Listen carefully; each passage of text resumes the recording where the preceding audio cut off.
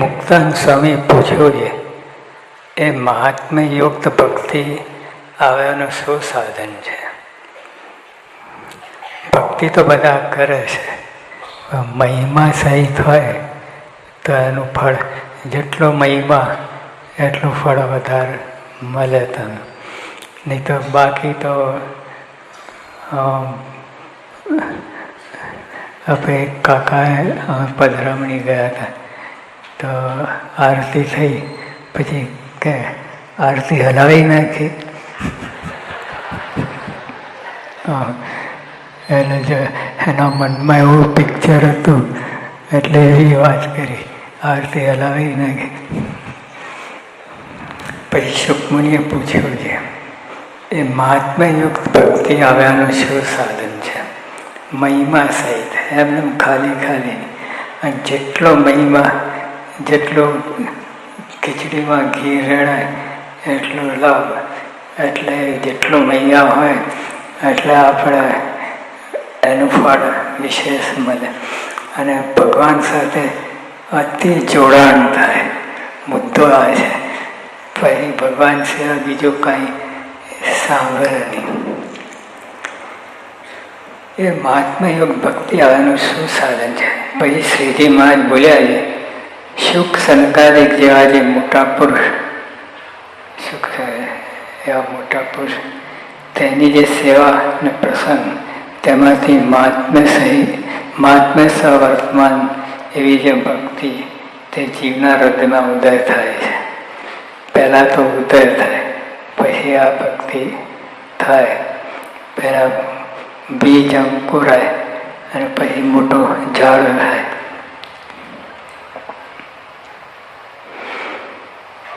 પણ સામાન્ય મહારાજે સંતની જ વાત કરી છે, એ બીજી કોઈ રીતે આવે નહીં.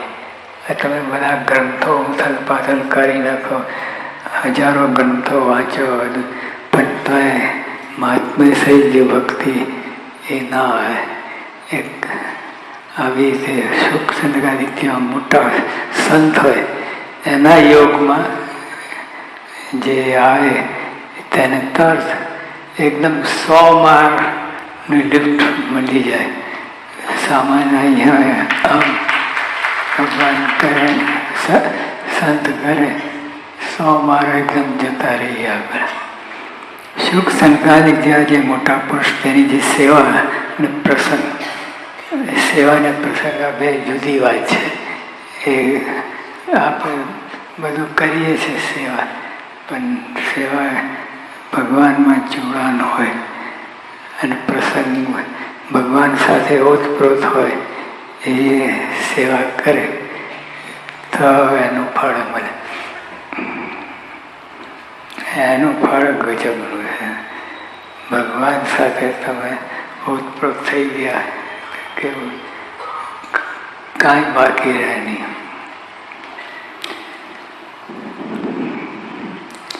પછી સુખમુનિએ પૂછ્યું છે, એક તો ભગવાનનો ભક્ત એવો હોય,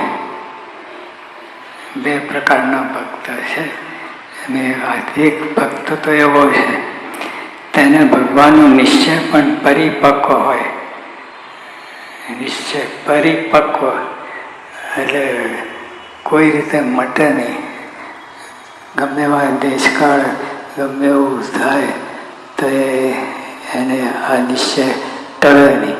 તો એવો એક ભક્ત છે, તેને ભગવાન નિશ્ચય પણ પરિપક્વ હોય ને કામ, ક્રોધ, લોભ, મોહાદિક જે વિકાર તે એકે તેના હૃદયમાં આવે નહીં.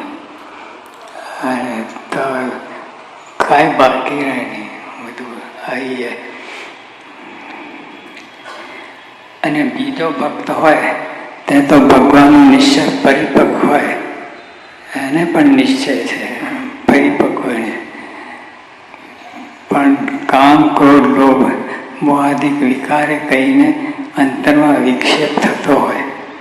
એ બે પ્રકારના ભક્ત જ્યારે દેહને મૂકે ત્યારે બે ભક્તને ભગવાનના ધામમાં સરખા સુખની પ્રાપ્તિ થાય છે કે અધિક ગુણ સુખની પ્રાપ્તિ થાય છે.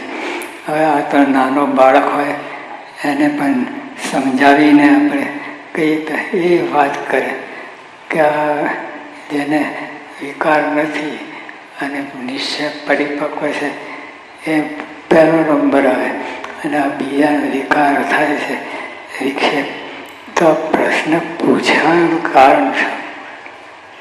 આમાં નાનો બાળક પણ એને સમજાવીએ આપણે તો એ પણ હા પાડે કે આ જે પરિપક્વ નિશ્ચય અને કામ ક્રોધાથી નડતો ના હોય એ શ્રેષ્ઠ છે. તો મહારાજે આ વાત છે ને સુખ સ્વામીને ખાનગીમાં કહી રાખ્યું કે આવો મુક્તાન સ્વામી પ્રશ્ન પૂછશે એટલે આપણે આ જવાબ આપવાનો હોય, નહીં તો આ પ્રશ્ન જેવો કંઈ લાગતું જ નથી. પણ મહારાજ દૂધમાંથી પોરા કાઢે એવી વાત છે, જેની સૂક્ષ્મ બધી વાત છે, અને આ બહુ મહત્વની વાત છે. જો બેનો તફાવત મહારાજ જણાવે છે. એક તો ભગવાનનો ભક્ત એવો હોય જે તેને ભગવાનનો નિશ્ચય પણ પરિપક્વ હોય ને કામ ક્રોધ લોભ મોહાદિક જે વિકાર તે એકે તેના હૃદયમાં આવે નહીં. અને બીજો ભક્ત હોય ત્યારે તો ભગવાનનો નિશ્ચય પરિપક્વ હોય પણ કામ ક્રોધ લોભ મોહાદિક વિકારે કહીને અંદર વિક્ષેપ થતો હોય. એ બે પ્રકારના ભક્ત જ્યારે દેહને મૂકે બે ધામમાં તો જવાય નહીં, ત્યારે એ બે ભક્તને ભગવાનના ધામમાં સરખા સુખની પ્રાપ્તિ થાય છે કે અધિક ન્યૂન સુખની પ્રાપ્તિ થાય છે. હવે આમ જોવા જઈએ ઉપર તો પ્રશ્ન જ ના હોય. જેને વિક્ષેપ નથી અને ભગવાનનો પરિપક્વ નિશ્ચય એ નંબર મારી જાય તો આ પ્રશ્નનો અર્થ છે. તો મહારાજ બધી ઝીણી વાત કરે અને એકદમ સૂક્ષ્મ વાત કરે અને બહુ મહત્વની વાત છે. પછી શ્રીજી મહારાજ બોલ્યા છે, જે ભગવાનના ભક્તને ભગવાન નિશ્ચય પણ પરિપૂર્ણ હોય, નિશ્ચય પરિપૂર્ણ હોય ને કામ ક્રોધ લોભ મોહાદિક કામ ક્રોધ લોભાદિક કહીને વિક્ષેપને ન પામતો હોય ને અતિશય ત્યાગી ને અતિ વૈરાગવાન અતિ આત્મનિષ્ઠા વાળો હોય. હવે પછી આ વિકાર તો નથી અને નિશ્ચય પણ પરિપક્વ, અને એ ઉપરાંત એને મહારાજે કહ્યું અતિશય ત્યાગી ને અતિ વૈરાગવાન. શું બાકી રહે? નક્કર દેખાય એકાંતિક ભગવાનને જે ગમે એવો હોય ને અતિ આત્મનિષ્ઠાવાળો હોય. જો એમાં આત્મનિષ્ઠાવાળો તો કાંઈ બાકી રહે નહીં. અને જો તે પ્રત્યક્ષ શ્રી કૃષ્ણ ભગવાનની મૂર્તિ વિના કાંઈ બીજું ઈચ્છે તો તેને ન્યૂન સુખની પ્રાપ્તિ થાય છે. ગાબડું પડ્યું મોટું દેખાય છે આપણને, અતિ વૈરાગવાન અતિ આત્મનિષ્ઠાવાળો અતિ ધર્મ નિયમ બધું જ બધી રીતે પૂરું છે. પણ મહારાજ અહીંયા વાત કરે ભગવાન વિના. હવે એને તો આટલું બધું હોય અતિ આત્મનિષ્ઠા ને આ બીજું કોઈ જગતની વાત અને બીજી કોઈ વાત તો હોય જ નહીં એને. પણ આ જે મહારાજે જે વાત કરે કે એને ભગવાન સિવાય એટલે આત્મનિષ્ઠામાં એને રુચિ હોય, ત્યાગ વૈરાગમાં રુચિ હોય અને બીજું પણ ભગવાનને ચૂકી જાય, ભગવાનને સ્લીપ મારી જાય છે. એ મહારાજે વાત પકડી કે બીજું બધું જ હોય પણ ભગવાનમાં સહેજ વૃત્તિ ગૌણ થાય.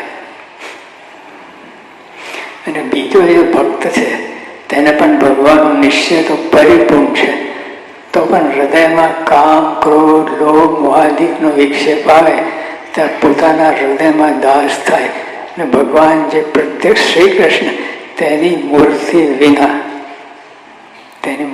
વિના